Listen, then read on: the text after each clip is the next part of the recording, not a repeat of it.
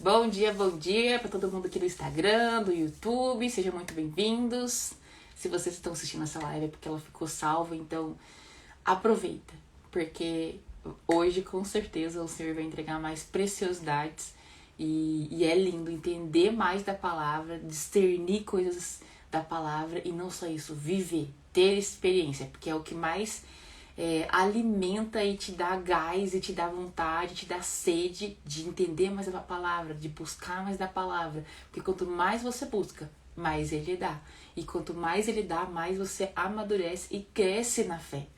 Então, é maravilhoso, maravilhoso. E esse livro de Hebreus, para quem não sabe, é um livro importantíssimo, porque ele não tem ao certo quem escreveu, quem foi o autor dele, mas muitas pessoas acreditam que seja o apóstolo Paulo, porque ele foi o único apóstolo que falava da questão espiritual, do mundo espiritual, e Hebreus fala exatamente disso. Então, se você quer entender melhor a questão do mundo espiritual, você tem que meditar, tem que buscar o Senhor, tem intimidade com Ele para ter revelação do livro de Hebreus. E é esse livro importantíssimo que a gente está lendo agora. E hoje a gente vai falar do capítulo 2, que é um capítulo muito importante. Leiane, Fátima, Gisela, vocês querem fazer a oração? Alguém quer fazer a oração antes da gente começar? Sentiu aí de orar? Senão eu oro aqui.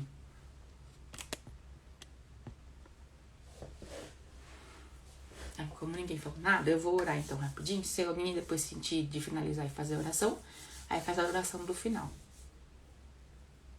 Não? Então tá bom. Senhor, a Ti rendemos graça, Pai, porque o Senhor é bom e o Senhor sempre nos ouve, Pai. Obrigado por mais um dia, mais uma oportunidade de fazer mais e melhor.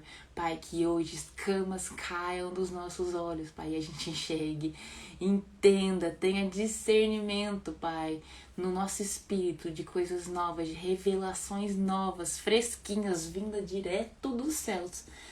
Hoje, no dia de hoje, desse capítulo 2 de Hebreus, Pai, se revela para nós, Pai. Coloca os seus anjos ao nosso redor, Pai, para que a gente entenda, para que eles nos protejam, para que eles não eles garantam com que a mensagem chegue a nós e que nada impeça, Pai, que a gente entenda melhor essa palavra, que a gente tenha discernimentos claros vindos do céu, Pai. Coloca os seus anjos para nos proteger, coloca os seus anjos para ministrar essa palavra, trazer recados dos céus e para nos fortalecer, Pai, nos abençoar, nos trazer mesmo uma glória, Pai, dos céus, que ela venha, que elas nos contagiem, que a gente veja o que o Senhor deseja se revelar hoje pra gente, Pai. Em nome de Jesus, em nome de Jesus. Então vamos lá, minha gente, vamos lá. Capítulo 2. O perigo da negligência. Oh, meu Deus, glória a Deus. Por isso, é preciso que prestemos maior atenção ao que temos ouvido, para que jamais nos desviemos. Porque se a mensagem transmitida por anjos... Meu Deus.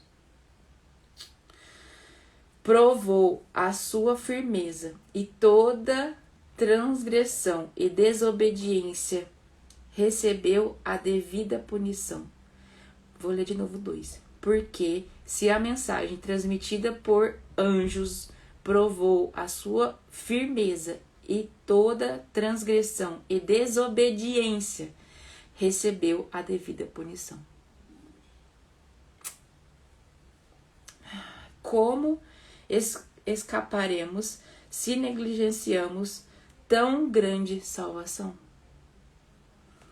Essa salvação, primeiramente anunciada pelo Senhor, foi-nos confiada pelos que a ouviram.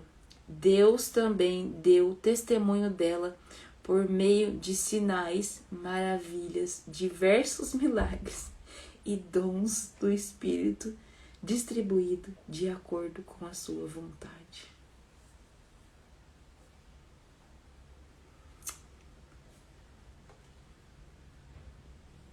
Sério, quando vocês começarem a viver, a ter experiências vocês vão ver que isso aqui não é um texto. Isso aqui sai do livro e você vive isso aqui. Aqui o final. E os dons do Espírito, então os dons do Espírito Santo, distribuídos de acordo com a sua vontade. O Espírito Santo, ele distribui sim dons como presente. E ele dá para quem ele quer. É de acordo com a vontade dele. E isso é muito importante. E os dons, depois se vocês quiserem aprofundar um pouquinho mais de quais são os dons ministeriais e os dons do Espírito, que são coisas diferentes, a gente pode ir mais a fundo nisso, porque é algo que eu adoro. Adoro. Mas é interessante a gente saber que os dons que vêm do Espírito, os dons espirituais, ele dá a quem ele quer. E detalhe, tanto os dons ministeriais como os dons espirituais, eles têm um propósito de o quê? Edificar o corpo, edificar a igreja. Lembrando que a igreja somos nós. E a gente faz parte desse corpo todo, né? Que é o corpo da igreja, em que a cabeça é quem? Jesus Cristo. Ele é a cabeça desse corpo. E esse corpo, cada pedacinho desse corpo. Então, eu tenho uma função e um propósito. A Gisela tem uma função e um propósito. A Fátima tem um propósito e uma função. A Mayara tem uma função e um propósito. E você que está assistindo aqui também tem uma função e um propósito. E assim, não é todo mundo mão, não é todo mundo perna. Cada um tem uma função, um propósito. Cada um recebe de Deus não só uma função, mas algo do Senhor, algo dos céus, para edificar um todo, esse corpo. O Senhor não entrega para mim, para uma pessoa 100%. Não, Ele entrega para um corpo, para essa igreja ser edificada e para cada corpo cumprir a sua função. Porque, por exemplo, se eu sou a mão e eu não estou cumprindo, tem algo de errado. E o corpo, ele foi todo feito para cada um ter uma função e funcionar como um todo. E partes também desse corpo pode ficar doente. Então essas partes que estão doentes têm que ser curadas para elas cumprirem a função. Entende? Mas entender que cada um tem um. Então pode ver que não cabe, por exemplo, comparação.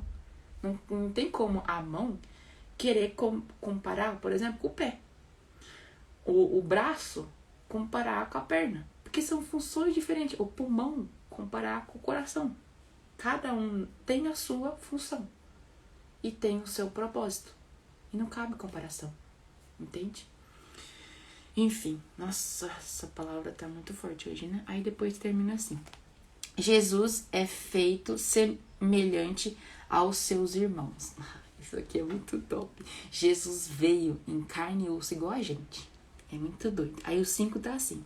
Não foi a anjos que ele sujeitou o mundo que há de vir, a respeito do qual estamos falando, mas alguém em certo lugar testemunhou dizendo: quem é o homem para que com ele te importe? E o filho do homem para que com ele te preocupes? Tu o fizeste um pouco menor do que os anjos. Tu fizestes um pouco menor do que os anjos e o coroaste de glória e honra. Tudo sujeitaste debaixo dos seus pés. Tá falando de quem? De Jesus, né? Ao lhe sujeitar todas as coisas, nada deixou que não lhe estivesse sujeito. Então todas as coisas estão sujeitas a quem? Ao Senhor, a Jesus Cristo. Agora, porém, ainda não vemos que todas as coisas lhe estejam sujeitas. Vemos, todavia, aquele que por um pouco foi feito menor do que os anjos, Jesus, coroado de honra e glória, por ter sofrido a morte, para que pela graça de Deus, em favor de todos, experimentasse a morte. Aí o 10. Ao levar muitos filhos à glória, convinha a Deus, por causa de quem e por meio de quem tudo existe. tornasse perfeito mediante ao sofrimento, o autor da salvação deles. Ora, tanto o que santifica quanto os que são santificados provém de um só. Deixa eu ler de novo, que o 11 é muito importante. Ora, tanto o que santifica quanto o que são santificados provém de um só. Tanto Jesus como nós, a gente vem de uma coisa só. Por isso, de um só, na verdade, né? Por isso, Jesus não lhe envergonha de chamá-los de irmão. Nossa, isso aqui é uma revelação muito forte. Jesus não se envergonha de chamar a gente de irmão, porque a gente provém de um só. De quem? De Deus, né? De Deus Pai. Tudo veio dele, né? Tudo provém dele. Então, Jesus não se envergonha de chamá-los de irmãos. Ele diz: proclamarei o teu nome aos meus irmãos, na assembleia te louvarei, e também nele porei a minha confiança. Novamente ele diz: aqui estou eu com os filhos que Deus me deu. A gente é filho de Deus. O que acontece? Érica, todo mundo é filho de Deus. Sinto te informar, mas não. Não. A gente só acessa o direito de ser chamados filhos de Deus, do direito de ser filhos de Deus, quando a gente reconhece e aceita Jesus como nosso único e legítimo Salvador. Caso contrário, você não é irmão de Jesus. Sinto lhe informar. Mas isso é bíblico. Depois você vai procurar para você ver o versículo que fala: deu os direitos de ser chamados filhos de Deus. É esse versículo. Então não é todo mundo que é filho de Deus. E eu também não entendia isso, até eu entender e meditar na palavra, né? Então aqui fala assim: aqui estou eu com os filhos que Deus me deu. O 14, portanto, visto que os filhos são pessoas de carne e sangue, ele também participou dessa condição humana, para que, por sua morte, derrotasse aquele que tem o poder da morte, isto é, o diabo. Ele derrotou o diabo, mas ele veio em carne e sangue, igual a gente. Então, o que isso é tão importante? Por que isso é revelador? Sabe quando você se sente injustiçado? Você sente medo? Você sente, às vezes, aflição? Você sente raiva? Você sente ódio? Você sente machucado? Você sente ofendido? Jesus sentiu tudo isso. E interessante, quando você acessa ele como Salvador, depois você começa a servir ele, fazer as coisas que ele te pede, você acessa uma terceira coisa que é amigo. Ele falou que ele era amigo. Amigo. Então ele é nosso Salvador, ele é nosso Senhor, mas ele também é nosso amigo. E ainda é o nosso irmão. Em Cristo ele é nosso irmão mais velho. Porque Jesus foi o primogênito e ele também é filho. Então ele é o primeiro filho homem, né? E também o irmão, ele é nosso irmão, ele é filho. E a gente, quando aceita ele, também faz parte dessa família de Deus, né? E se torna irmão dele. E ele não se envergonha de falar que a gente é irmão. É isso que está falando na palavra de hoje. E não só isso. Ele sentiu tudo que a gente sentiu. Quando você se sente injustiçado, você pode falar, e ele é teu amigo, você pode falar: Senhor, eu tô me sentindo injustiçado. Sabe essa sensação assim, assado? Eu tô sentindo isso. Sabe essa situação que aconteceu hoje no meu trabalho, Jesus? Eu tô me sentindo isso. E eu tô com raiva dessa pessoa, mas me cura. Me traz clareza, discernimento para eu perdoar, liberar essa eu escolho perdoar essa pessoa, Pai. Eu escolho não contaminar meu coração. Eu escolho não encher meu coração de ódio, rancor e amargura. Mas entende o que eu tô sentindo? Ele entende, porque ele veio em carne e sangue igual a gente. Carne e osso igual a gente. Então tudo que a gente sentir, não tem o que você sinta que ele não tenha esse sentido. A sentiu humilhado, ele foi humilhado. A te bater, te humilhar, fizeram o que for, ele sentiu também. Por isso que não tem outra pessoa melhor para ser o nosso o nosso advogado, entender o que a gente está sentindo, do que ele. E na palavra também fala que ninguém vai a Deus Pai, a Deus, sem ser por ele. Então ele é o único caminho. Ele é o único que entende, ele é o único que sabe o que você está sentindo e você tem que conversar com ele para conseguir falar com Deus. Ele é nosso advogado. Às vezes você ora e aí ele tá lá assim, Deus, ela tá falando isso. Na verdade ela tá falando isso. Tipo, ele meio que vai passando a mensagem pra Deus. Esse é o entendimento que eu tenho, sabe? E melhor que ele não tem. Porque ele nunca pecou, ele sabe o que a gente sentiu, sabe o que a gente tá sentindo, e ele meio que transmite isso tudo pra Deus, né? Eu acho maravilhoso. Enfim, vou voltar aqui pro texto. Aí depois tá assim, e libertaste aquele que durante toda a vida estiveram escravizados pelo medo da morte. Não, eu vou ler esse versículo que ele é muito importante de novo, o 14. Portanto, visto que os filhos são pessoas de carne e sangue, ele também participou dessa condição humana para que, por sua morte, derrotasse aquele que tem poder na morte, isto é, o diabo, e libertaste aqueles durante toda a vida estiveram escravizados pelo medo da morte. A gente, uma vida inteira, todos os medos, qual é a raiz de todos os medos? O medo da morte. Quem tem medo de altura tem no final, no fundo ali por trás, o medo do quê? Medo de morrer. Quem tem medo, sei lá, de animal, tem medo daquele animal te ferir e você morrer.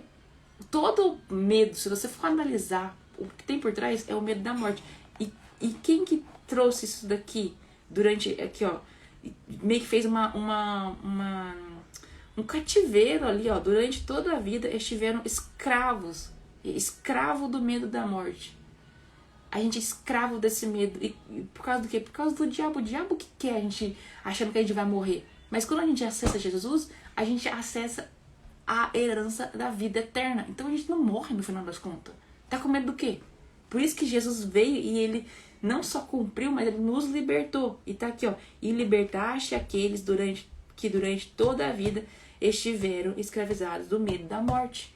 Quando a gente acessa Jesus, a gente entende que a gente acessou também uma vida eterna, a gente vai ter medo de morrer, que jeito? Essa vida é eterna.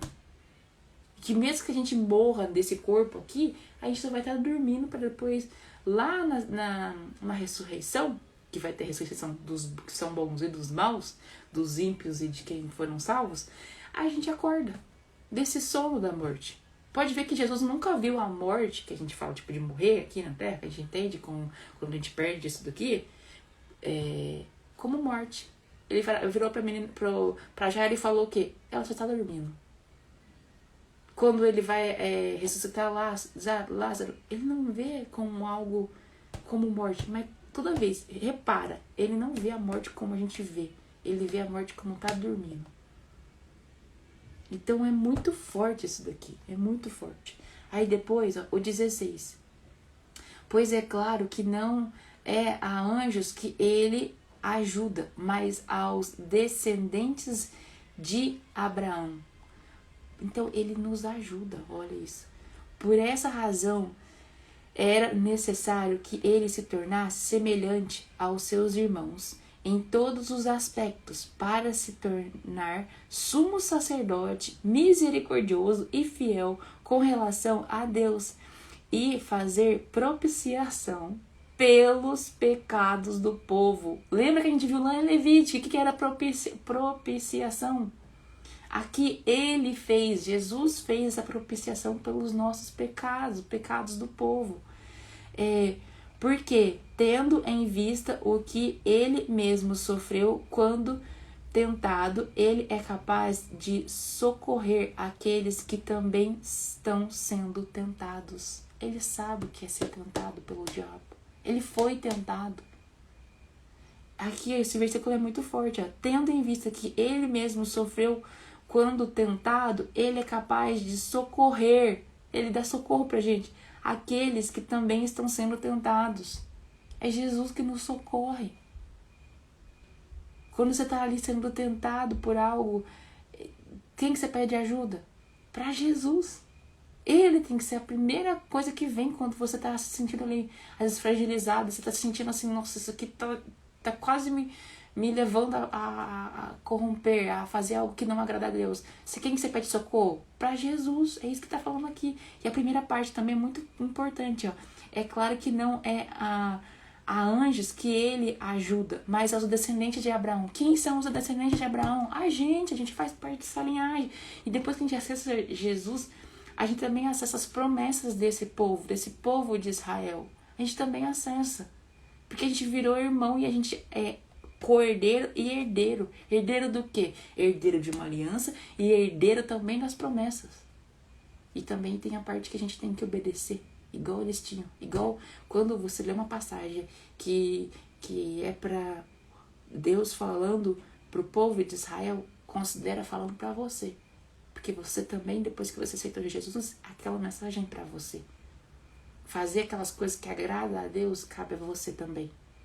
Fazer aquelas coisas que edificam a igreja, cabe a você também. Então, assim, é muito forte, gente, eu não sei. Eu tô, assim, ainda muito impactada porque eu tô numa fase que eu estou vivendo a Bíblia. Eu não tô só meditando. E isso é impactante, fica tão claro, porque não é um texto. Depois o texto sai pra sua vida. Você começa a viver. Você começa a ver libertação. Você começa a ver cura. Você começa a ter discernimento do mundo espiritual. Você vê que não tem como negar que exista. Não tem como você não se posicionar como um guerreiro, como parte de um reino. É reino. Reino tem um rei e reino também tem batalha. Isso que a gente entende. O reino de Deus não é uma bonança, vida boa, acabou, vou ficar aqui de boa. Não, é batalha. É você sendo tentado o tempo todo e você pedindo socorro pro Senhor e você batalhando e você colocando essas trevas, esse negócio pra longe, porque você também é luz e você é sal. É você se posicionando. Não existe ser morno. Aí você entende que você tem que ser quente, tão quente igual fogo, porque Deus também é um Deus, um fogo consumidor, e você imagem e semelhança de quem é fogo consumidor. Aí você quer ser água? Aí você quer ser frio? Que jeito? Não tem como, mano, não tem como. E aí, você vai tendo discernimento e as coisas vão encaixando. Eu gosto sempre de ver a palavra como se fosse, sabe aquele quebra-cabeça de, sei lá, 5 mil, 10 mil peças, que as peças desse tamanhozinho, assim, que você demora quase que uma vida pra encaixar? É a palavra, é a Bíblia. É a revelação total. E o Senhor vai entregando uma pecinha de cada vez. Aí você lê uma coisa em Hebreus e fala, isso casa o que tá falando lá em Levítico.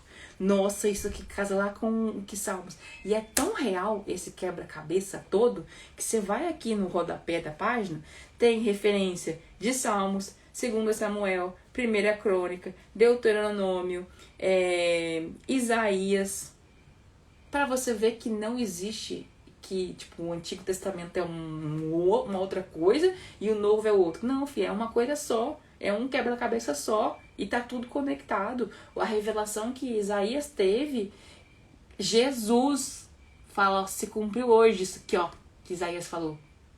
Pra você ver que tá conectado, pra ver que não faz sentido separar. Faz parte de uma coisa só e as coisas vão se encaixando, vão uma coisa vai encaixando com a outra e você fala, nossa, por isso que Isaías falou isso, por isso que Daniel viu desse jeito e João lá em Pátimos viu aquilo e aconteceu aquilo e caso que Jeremias recebeu lá 600 anos antes. E aí você vai vendo que as coisas estão conectadas. E por que não entender mais disso? Por que não entender e viver isso mais? Porque você não está desconectado disso, você faz parte disso aqui. E aí, Deus é tão maravilhoso, misericordioso, zeloso, que ele ainda deixa isso aqui, ó, pra você meditar. E melhor ainda, você ainda vive num país que você pode ler, que você pode meditar, que você pode abrir uma live, que você pode ter um grupo aqui que medita com você, e vocês todos crescendo como um corpo, como um povo, e sendo edificado, e tendo discernimento, e vivendo as promessas. Jesus falou com a sua própria boca, que a gente viveria coisas maiores, e não só isso, que ele veio para que a gente tenha vida e vida em abundância. Se você não está vivendo uma vida e vida em abundância, tem algo de errado.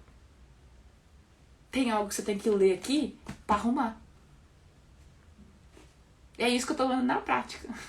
Na prática. Mas enfim, eu amo ler a palavra, eu amo desfrutar e ter esse discernimento e ter novas revelações. E eu amo também compartilhar com vocês. Então, é maravilhoso. É assim que acaba o nosso capítulo 2. E é isso. Fátima, Mayara, se vocês quiserem fazer a oração aí, se puder. Sei que a Mayara tá com as crianças, talvez não possa. A Fátima, não sei como é que tá aí. Eu acho que você tá tão assim cheia que eu acho que você que tem que finalizar. Eu tô aprendendo muito com você, tá bem clara o negócio. E eu tô lendo aqui o negócio, como você falou aí, tá saltando. Sabe? Cada palavra está vindo assim, clara, sabe como é que é? Límpido, né? Assim... Límpido, sim, sim. Então, eu acho que você tá tão cheia que quem tem que finalizar é você. Eu Fátima, acho. Ai, meu Deus do céu. Não, é porque eu fico chocada. Porque eu enxergo também o amor de Deus, a misericórdia de Deus. Tipo assim, quem sou eu pra ele entregar isso tudo? E assim, ele entrega. Mas aí quando o meu coração não se corrompe por achar que é pra mim, mas que ele me entregou algo que é pra um povo, aí que não faz sentido eu não abrir a boca. Não faz sentido eu compartilhar isso com vocês, porque quando você vai vivendo, você fala, meu Deus, os anjos servem pra isso. E ele me mostrou, e eu vi. Eu vi pessoas sendo curadas, eu vi perna crescendo, eu vi coluna, eu vi pessoa que tinha dor, andava com dor, não tem dor, ser curado. Aí você fala, meu Deus, que é isso, assim, como que isso não é uma teoria, mas isso tem prática, isso salta. Ai, gente, eu não sei, se vocês não tiverem clareza, assim, eu vou orar pra vocês terem experiência, porque se vocês tiverem experiências, eu vou ver como é que casa o texto, e esse texto salta.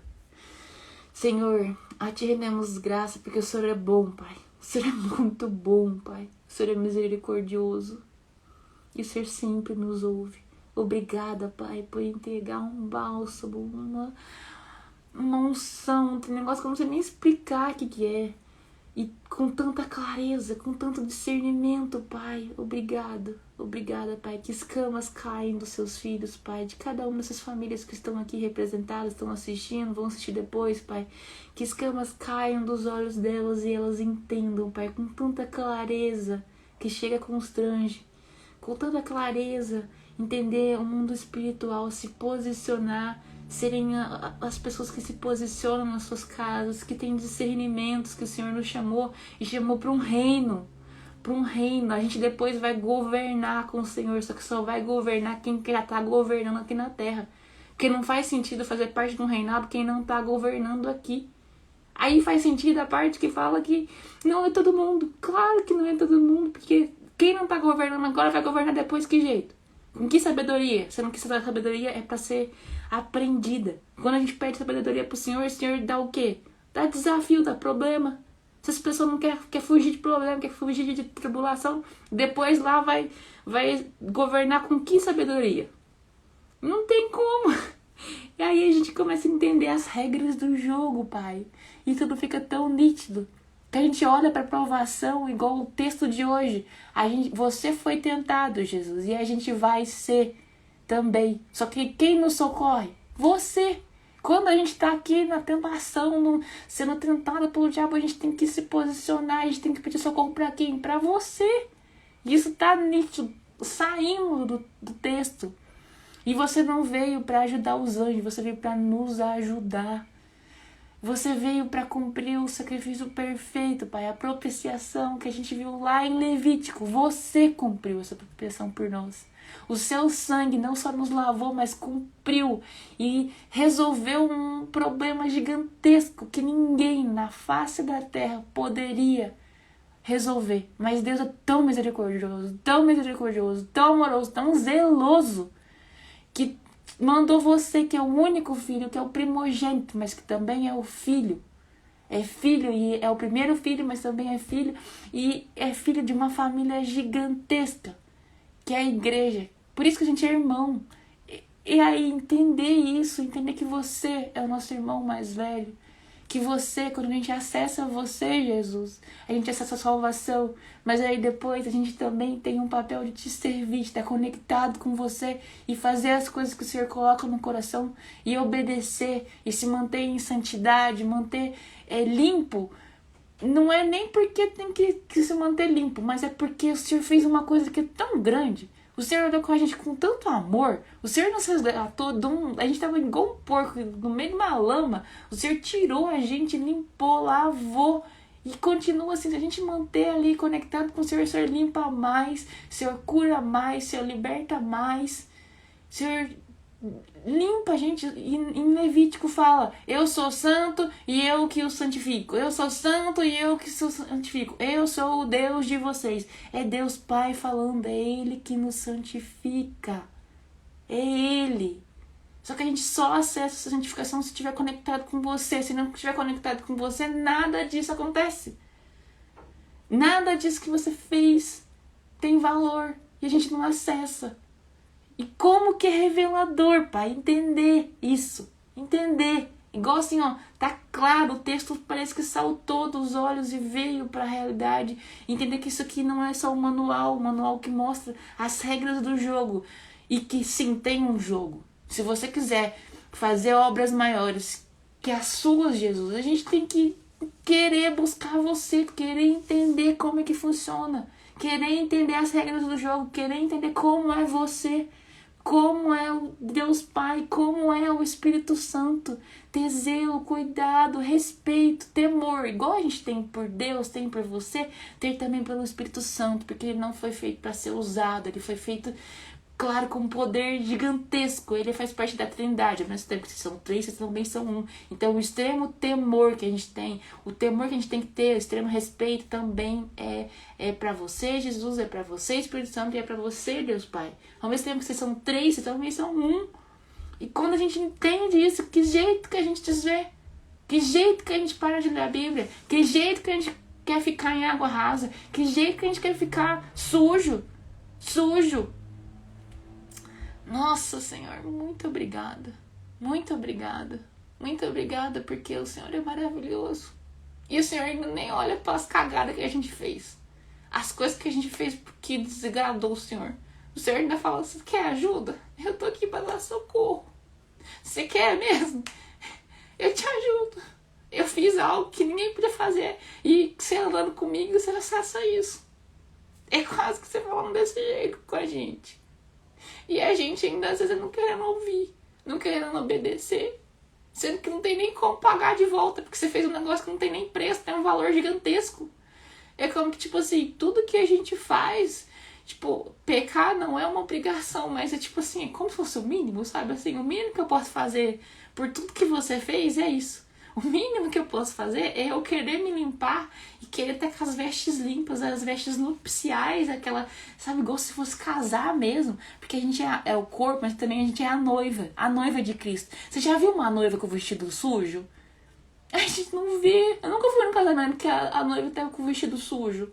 Ela tava sempre com o vestido branco, limpo, uns brilhantes, mas limpo. Preparada, a noiva fica assim o dia inteiro lá no spa, arrumando cabelo. É a gente, e a gente é a noiva. E assim, entender que você é o noivo, como assim eu vou me apresentar diante de você com as roupas sujas, rasgada, ferida, machucada? Que jeito? Se a cura quem faz é você. Que jeito? E aí não vem não pecar como obrigação, mas vem com tipo assim, é o mínimo que eu posso fazer. Querer que as vestes fica limpa, o mínimo. Não é uma obrigação se santificar, não é uma obrigação não pecar, não é uma obrigação não pedir socorro pra você. E nada disso que você fala é pesado. Nem Levítico fica mais pesado, porque o que você fez foi muito maior. Aí, tipo, renunciar à maldição é o quê? Renunciar às coisas que você pede é o quê? Diante do que você fez? É nada. É nada. Então que cada uma dessas pessoas, Pai, tenha uma revelação do que eu tinha, do que eu tô tendo. E que elas cresçam e tenham vontade de ler mais essa palavra, porque o Senhor só vai se revelar se a gente buscar. E se a gente buscar com sede, o Senhor dá essa água que sana nossa sede. Só o Senhor completa um vazio que a gente carregava, que não carrega mais, porque você preencheu esse vazio. Que não é preenchido com coisa, com pessoa, com nada, com dinheiro, mas só você. Quando a gente entende e começa a viver isso, a gente vê que não faz sentido viver do jeito que estava. E o quanto o Senhor foi misericordioso, porque mesmo a gente desagradando, fazendo tanta coisa ruim, o Senhor ainda deixou 99 para ir lá atrás da gente. E todo mundo que um dia se converter de verdade vai ter esse entendimento. Como se Jesus realmente estivesse deixando todo mundo indo lá atrás de você. Mesmo você estando ali enrolado na lama. Mesmo você estando sujo até o fio do cabelo. Ele não olha pra isso. Ele é igual aquele pai lá que fala lá da parábola. Ele ainda te abraça, troca tua roupa, te dá um anel, fala, traz o sapato pra ir pôr sapato nela. Traz outra roupa, porque eu vou põe nela. Vamos fazer uma festa, vamos celebrar, porque ela agora ela tá aqui. Eu achei ela, tava perdida. A gente é essa pessoa. E ele não olha pra sujeira. Mesmo que a gente esteja sujo, fedido, não olha. Enfim, que o Senhor permita que mais e mais pessoas, Pai, tenham esse discernimento. Vivam essas coisas e entendam e tenham experiência. Eu oro para que cada uma dessas pessoas que estão assistindo esse vídeo, Pai, tenham experiências reais, que elas vejam com os próprios olhos o mundo espiritual, porque depois que elas verem, elas vão ver que não tem como desver. E elas vão entender que elas têm que se posicionar, elas têm que guerrear. Não é ser passivo. Não é deixar Satanás sambar na cabeça delas, da família dela, do casamento dela, nada dela. É para ela se posicionar. E se o Senhor teve compaixão, misericórdia, tirou ela e agora ela é luz, que ela não tenha vergonha de se posicionar e lutar pela família dela, pelo esposo, pela esposa, pelos filhos, pela família dela. E viver aquele versículo que fala, eu e a minha casa servimos ao Senhor. Não é serviremos, servimos. Porque é agora. Então, que essas pessoas sejam libertas, Pai, que elas tenham mais e mais discernimentos, que elas vejam nitidamente o mundo espiritual, que elas tenham experiências, porque a experiência ela vai mostrar que o texto sai do papel aqui, sai da Bíblia e vem para a vida real. Entender que cristianismo não é uma placa de igreja, mas é um corpo, é um estilo de vida. Você tem que viver isso aqui. As pessoas têm que ver Cristo em você. Porque depois de tanta gente andar junto, a gente fica parecido. A gente fala igual, a gente come igual, a gente tem gosto igual, a gente praticamente faz tudo igual. E isso é o que o Senhor quer. Que a gente se pareça mais e mais com o Senhor. E muito obrigada, Pai, por esse privilégio. Muito obrigada por essa manhã. Em nome de Jesus. Amém. Amém e amém. E é isso, meu povo. Vai. Eu até choro nas orações. Bom dia, doce família. Bom dia, Leia Matos. É isso, meu povo. Eu não desejo nada menos do que isso, que você vive esse livro aqui, ó. Que esse livro não é pra ler, não é só pra meditar, é pra viver. A hora que você começar a viver, você vai ver que isso aqui é sério. Você vai ver que realmente tem uma regra no jogo.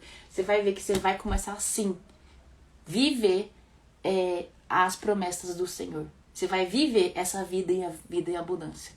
E se repita, fala, eu vou viver essa vida e essa vida em abundância que Jesus falou que eu ia viver. Eu vou viver todas as promessas. Não é uma ou outra, não. É todas. E eu vou me santificar. Eu e a minha casa servimos sim ao Senhor. E assim, viver isso, não aceita viver abaixo disso. Se é isso que você pode viver, é isso que a gente vai viver. Se é pra viver todas aquelas bênçãos lá de Levítico 26, a gente vai viver todas. Não é uma ou duas, não, é todas.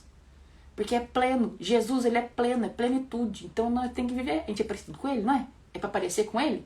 A gente foi mais semelhança dele? Então, não aceite nada menos do que isso. E se posicione. É isso, meu povo. Um beijo pra vocês. E desculpa que eu fico meio... Não sei nem explicar. Tô suando aqui. Vou até abrir a janela. E é isso. Excelente domingo pra vocês. Um beijo grande. Se alguém quiser falar alguma coisa, pode abrir o coisa pra abrir a janela, que eu tô morrendo de calor. Eu tô até suando aqui. E é isso. Um beijo pra vocês. Excelente domingo. E a gente vai se falando. Que manhã poderosa. Nossa, muito mesmo, né? Maravilhosa.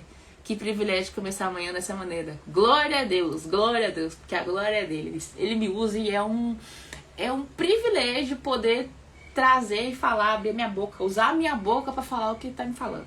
Pra contar pra vocês as revelações que eu tô tendo. E é isso. Beijo grande pra vocês. Vou finalizar a live aqui. E amanhã capítulo 3, tá? Um beijo.